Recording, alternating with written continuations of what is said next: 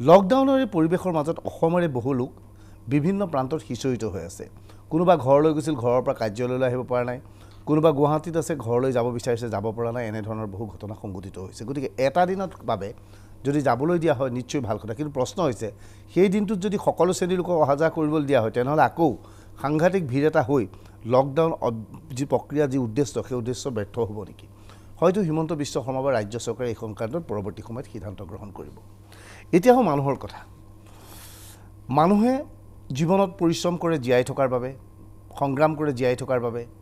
জীয়াই থকাৰ ষ্টাইল বিভিন্নজনৰ। কোনোবাই ভাত এমুঠি খাবলৈ জীয়াই থাকে, কোনোবাই বিলাসী গাড়ী এখন ল'বলৈ জীয়াই থাকে, কোনোবাই ঘৰ সাজিবলৈ জীয়াই থাকে, আৰু কোনোবাই অগাধ সম্পত্তিৰ অধিকাৰী হ'বলৈ জীয়াই থাকে। কিন্তু দুখীয়াজনৰ পৰা ধনীজনলৈ সকলোকে জীয়াই থকাৰ পিছত সকলো এদিন মৃত্যু হ'বই। মৃত্যু হোৱাৰ পিছত সেই সৰু মাটি টুকুৰাৰ ভিতৰতে হয় জ্বলাই দিয়া হ'ব, নহ'লে কবৰস্থ কৰা হ'ব বা কফিনত থোৱা হ'ব। গতিকে মানুহে সদায় বিচাৰে যে মৃত্যু ভালদৰে হওক, মৃত্যুৰ পিছত শান্তিৰে থাকক। মৃত্যুৰ পিছত তেওঁ কেনেকৈ আছে কিন্তু কোনেও নাজানে, তেওঁ নিজেও নাজানে। কিন্তু মৃত্যু এক গুৰুত্বপূৰ্ণ বিষয়। মৃত্যুৰ পিছত কেনেকৈ থাকিব, সসন্মানে তেওঁ মৃত্যু হোৱাটো বিচাৰে। কিন্তু কৰোণা ভাইৰাছে এতিয়া এনেধৰণৰ ভয়ংকৰ ৰূপ ধাৰণ কৰিছে যে মানুহৰ মৃত্যুকো শান্তি দিয়া নাই। মৃত্যুৰ পিছতো মানুহে এতিয়া ভাবিবলৈ বাধ্য হৈছে, আমি ইমান উপাৰ্জন কৰিলোঁ, ইমান কৰিলোঁ, কি কৰিলোঁ যে মানুহজন মৃত্যু হোৱাৰ পিছত তেওঁক যি ধৰণে সৎকাৰ কৰিব লাগিছিল আমি কৰিব পৰা নাই। আমি সকলোৱে ভাবোঁ যে ধনী দেশ বুলি কয় ইউৰোপীয় দেশসমূহ, আমেৰিকাক আমি ধনী দেশ বুলি ভাবোঁ। আমাৰ বহুতৰে সপোন যে ক'ৰ অসমৰ মাজত সোমাই আছোঁ, ক'ৰ ভাৰতৰ মাজত সোমাই আছোঁ। আজি আমেৰিকাত নাগৰিক হ'ব পৰাহেঁতেন, স্পেইনৰ নাগৰিক হ'ব পৰাহেঁতেন, ইটালীৰ নাগৰিক হ'ব পৰাহেঁতেন, কিমান ভাল আছিল। আমি সেইখন দেশত যদি যাব পাৰিলোঁ, পঢ়া শুনা কৰি যদি তাত চাকৰি কৰিব পাৰিলোহেঁতেন নিশ্চয় ভাল আছিল। বহু টকা উপাৰ্জন কৰি লৈ বিলাসী জীৱন কটাব পাৰিলোহেঁতেন।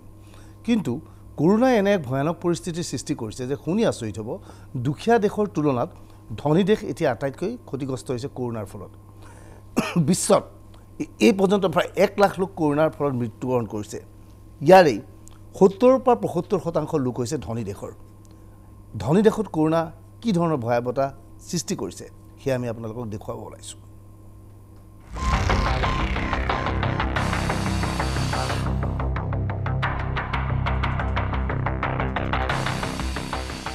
এই ছবি যথেষ্ট ভয় লগা। এই ছবি যিকোনো ব্যক্তিয়ে এই ভিডিঅ' দেখাৰ পিছত কিছু মুহূৰ্তৰ বাবে কঁপি উঠিব।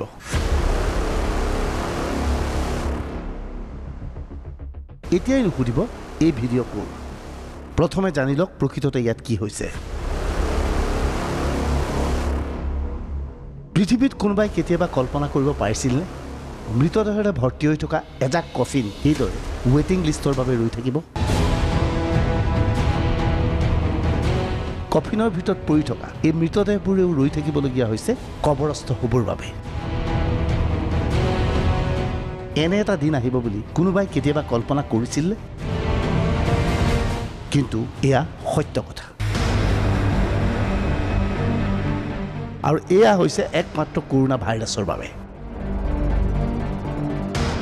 এয়া সেইসকল লোকৰ মৃতদেহ যিসকলৰ উশাহ নিশাহ কৰোণা ভাইৰাছে ব্ৰেক লগাই দিছে। এয়া ইউৰোপৰ স্পেইন হয়। যোৱা 24 ঘণ্টাত এই স্পেইনত প্ৰায় 500 লোকৰ মৃত্যু হৈছে। মৃত্যুৰ কাৰণ কৰোণা। স্পেইনত পৰিৱেশ পৰিস্থিতি এনেকুৱা হৈছেগৈ যে এতিয়া পাৰ্কিং প্লেচত কফিন থোৱাৰ ব্যৱস্থা কৰিবলগীয়া হৈছে। এইবাৰ এই পাৰ্কিং প্লেচলৈ মন কৰক। এই পাৰ্কিং প্লেচত শাৰী শাৰীকৈ থাকিব লাগিছিল অজস্ৰ গাড়ী, কিন্তু ইয়াত এখনো গাড়ী নাই। গাড়ীবোৰ উলিয়াই বাহিৰত থোৱা হৈছে। পাৰ্কিং প্লেচত শাৰী শাৰীকৈ ৰৈ আছে প্ৰায় 500ৰো অধিক কফিন। প্ৰতিটো কফিনৰ ভিতৰত আছে কৰোণা আক্ৰান্তত মৃত্যু হোৱা একোজন ব্যক্তিৰ মৃতদেহ।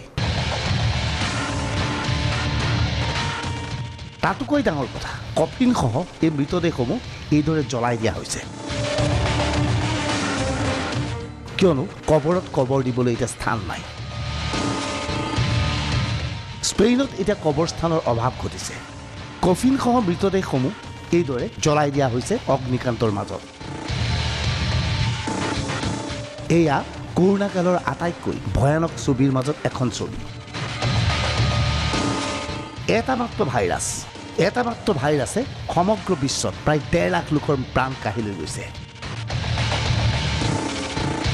তাৎপৰ্যপূৰ্ণভাৱে কৰোণাত যিসকল লোকৰ মৃত্যু হৈছে তাৰে 70% লোক হৈছে বিশ্বৰ উন্নত দেশৰ। সেই উন্নত দেশ যাক আমি ধনী দেশ বুলি গৌৰৱ কৰোঁ। সেইবোৰ দেশ যিবোৰ দেশলৈ আপোনাৰ মোৰ দৰে ব্যক্তি যাবলৈ সপোন থাকে। বিশ্বৰ আটাইতকৈ উন্নত ধনী দেশত কৰোণাত আক্ৰান্ত ৰোগীৰ সংখ্যা আটাইতকৈ বেছি হৈছে। সমগ্ৰ বিশ্বত কৰোণাত আক্ৰান্ত হৈ মৃত্যুমুখত পৰা লোকৰ 70% লোকেই হৈছে এই ধনী ধনী দেশসমূহৰ। তাৎপৰ্যপূৰ্ণভাৱে কেৱল আমেৰিকা আৰু স্পেইনতে 50,000 অধিক লোকৰ প্ৰাণ কাঢ়ি লৈ গৈছে কৰোণা ভাইৰাছে।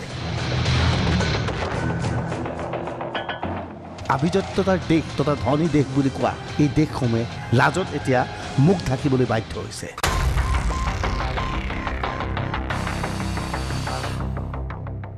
এটা সৰু ভাইৰাছৰ ওচৰত আটাইবোৰ ধনী দেশ এতিয়া বশ হ'বলৈ বাধ্য হৈছে।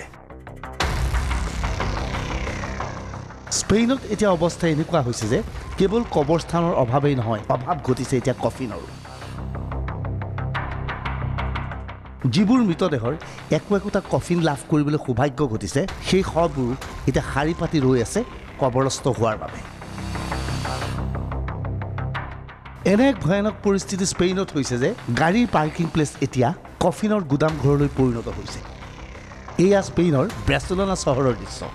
চহৰৰ মাজে মাজে এতিয়া সঘনে গৈ আছে ফ্ৰিজযুক্ত এই বগা বগা গাড়ীবোৰ। এই গাড়ীবোৰৰ ভিতৰত আছে কেৱল মৃতদেহ। আৰু এটা সময়ত এই গাড়ীবোৰ আহি উপস্থিত হৈছে পাৰ্কিং প্লেচত অৱস্থিত সেই গুদাম ঘৰত। আৰু সেই মৰা শৱবোৰ আনি ভৰোৱা হৈছে একোটা কফিনত। এতিয়া আটাইতকৈ ডাঙৰ ভয়ানক পৰিৱেশটো হৈছে এই মৃতদেহবোৰক সৎকাৰ কৰাক লৈ। এনে সময়তেই অন্ত্যেষ্টিক্ৰিয়া প্ৰক্ৰিয়াৰ সৈতে জড়িত কৰ্মচাৰীসকলৰ বাবে এক প্ৰত্যাহ্বান আহি পৰিছে। এয়া আমাৰ অভ্যাসলৈ পৰিণত হৈছে। আমি ভালকৈ জানো কফিনৰ ভিতৰত থকা মানুহজনে মৃত্যুৰ সময়ত সন্মান বিচাৰে। আমি সেই সন্মান দিবলৈ চেষ্টা চলাওঁ। স্পেইনৰ কঁকাল কৰোণাই কেনেকৈ ভাঙিছে সেই কথা এই কফিনবোৰ দেখিলে আপুনি স্পষ্টভাৱে বুজিব পাৰিব। এইখন দেশত মৃত্যু হোৱা লোকৰ সংখ্যা ইমানেই বাঢ়িছে যে মৰ্গত এতিয়া কোনো ধৰণৰ স্থান নোহোৱা হৈছে, যাৰ পৰিণতিত পাৰ্কিং প্লেচ কাৰ্যত মৰ্গলৈ পৰিণত হৈছে। এই পাৰ্কিং প্লেচলৈ মন কৰক, মৃতদেহ সোমাই থকা প্ৰায় 500টাৰো অধিক কফিন ইয়াত পাৰি থোৱা হয়। এই মৃতদেহবোৰে ৰৈ আছে অন্তিম সংস্কাৰৰ বাবে। কেতিয়া আহিব কাৰ পাল কোনেও নাজানে। কোভিড-19ত মৃত্যু হোৱা লোকৰ মৃতদেহ আমি কফিনত ভৰাওঁ। সেই সময়ত আমি যথেষ্ট সাৱধানতা অৱলম্বন কৰোঁ। আমি 4-5জন লোকে মৃতদেহ ভিতৰলৈ লৈ যাওঁ। পিছত আমি কফিনত মৃতদেহটো ভৰাওঁ। আমি যথেষ্ট সাৱধানেৰে মৃতদেহটো কফিনত থওঁ, কিয়নো তেওঁ সদায় কফিনতেই থাকে। আমি মৃতদেহক শেষ সন্মান জ্ঞাপন কৰোঁ। আমি সদায়ে মৃত্যু দেখি আছোঁ।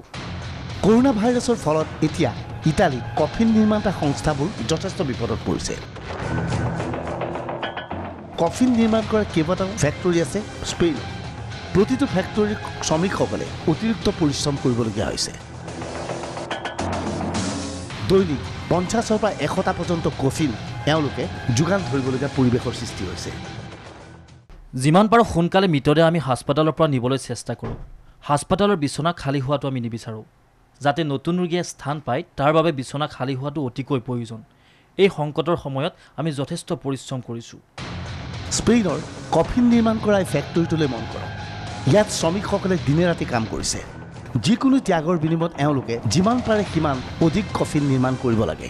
আমি কফিন নিৰ্মাণ কৰোঁ, কিন্তু এতিয়া সমগ্ৰ দেশত কফিনৰ নাটনি হৈছে। স্পেইনত কৰোণা ভাইৰাছৰ ফলত মৃত্যু হোৱা লোকৰ সংখ্যা ক্ৰমাগতভাৱে বৃদ্ধি পাইছে। এই পৰ্যন্ত আমি 4,000তকৈও অধিক কফিন ডেলিভাৰ দিছোঁ। কিয়নো হস্পিটেলত এতিয়াও মৃতদেহ পৰি আছে। এই মৃতদেহ নিবলৈ এতিয়া কফিন নাই।